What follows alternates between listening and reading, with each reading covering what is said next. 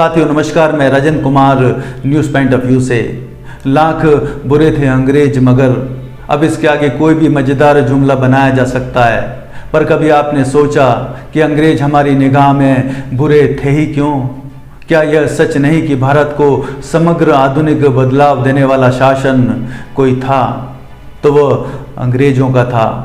600 से ज़्यादा रियासत और संपूर्ण हिंदुस्तान को जोड़कर एक अंगूठे के नीचे लाने का काम मौर्य और औरंगजेब के अलावा किसी ने किया था तो वो अंग्रेज थे।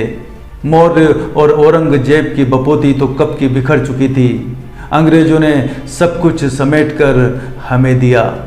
रेल, कारखाने, बिजली, नहर, सड़क, संचार, पोर्ट, पुलिस, प्रशासन, यूरोपियन शिक्षा प्रणाली, सेना, संविधान, सब कुछ एक प्रारंभिक स्वरूप में डेवलप करके अंग्रेजों ने हमें दिया। वे डेमोक्रेटिक थिंकिंग के लोग थे। वो खुद एक पार्लियामेंट्री डेमोक्रेसी के नीचे थे। तो अफसर चाहे जितने क्रूर हों, उनकी हदें तय थीं। जालियांवाला बाग कांड करने वाला जनरल डायर मामले की जांच के बाद सेवा से बर्खास्त कर दिया गया था। आप सोचिए कि अगर जर्मनी या फ्रेंच होते तो रातों रात गांधी, नेहरू, सुभाष कहाँ उठाकर गायब कर दिए जाते, पता ही नहीं चलता। अंडमान में जापानी कब्जे के दौर की तरह सरेआम लाइन में खड़ा कर गोली मार दी जाती। नागरिक नरसंहार करके सामूहिक कब्रों में लोग दबा दिए जाते। गांधीयन मूवमेंट तो इसलिए चल सका क्योंकि सामने ब्रिटिश थे जो बात करते थे, नेगोशिएट करते थे। हिंसा न होने की अवस्था तक भीड़ पर गोली नहीं चलाते थे। वही आईपीसी, सीआरपीसी कमोबेश नाम बदलकर हम आज भी चला रहे हैं क्योंकि वह संहिता बैलेंस्ड और वैज्ञानिक है। कभी आपने सुना कि किसी देश के विद्रोही लीडर को बकिंघम पैलेस में सम्मान से चाय पिलाई गई हो?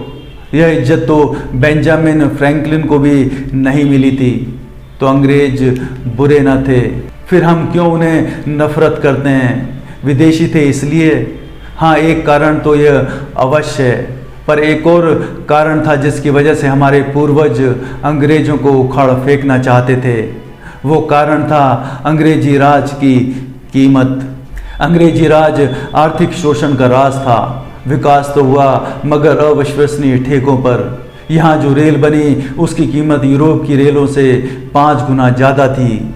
विकास का हर एक शोकेस जो अंग्रेजों के दौर में आया उसकी कीमत आम हिंदुस्तानी 5, 10, 20 गुनी कीमत देता था। ब्रिटिश राज में छोटे व्यापारी, कुटीर उद्योगों, ग्राम व्यवसाय को तबाह कर दिया। दस्तकारों, किसानों, छोटे व्यापारी के अवसर कम कर दिए।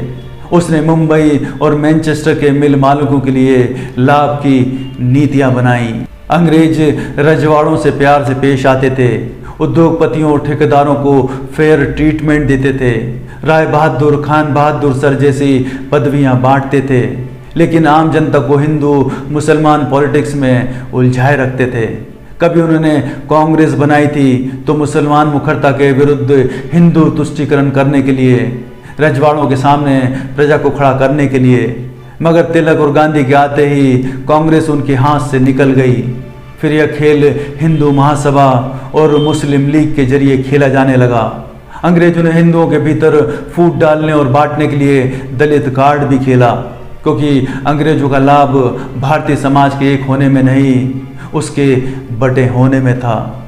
आप अक्सर डायरेक्ट एक्शन, दंगे, बंटवारे का दोष वहाँ के हिंदू मुसलमान कम्युनिटी को देते हैं।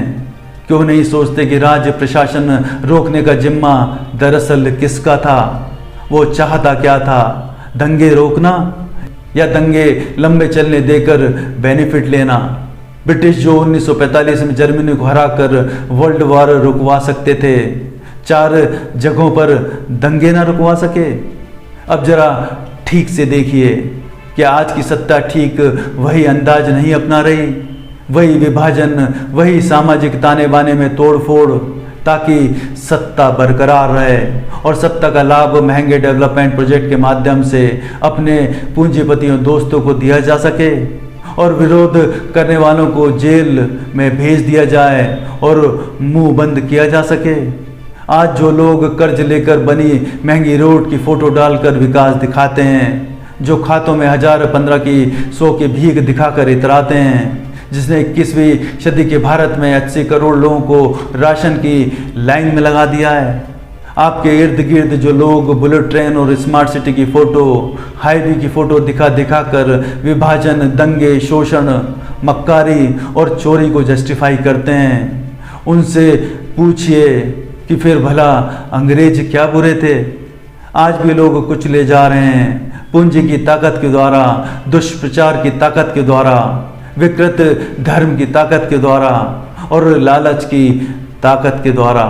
ये सारे काम बहुत बारीकी से होते हैं। आज अच्छाई हारी हुई है, बम बंदूक के अभाव में नहीं, तथ्य और सत्य के अभाव में।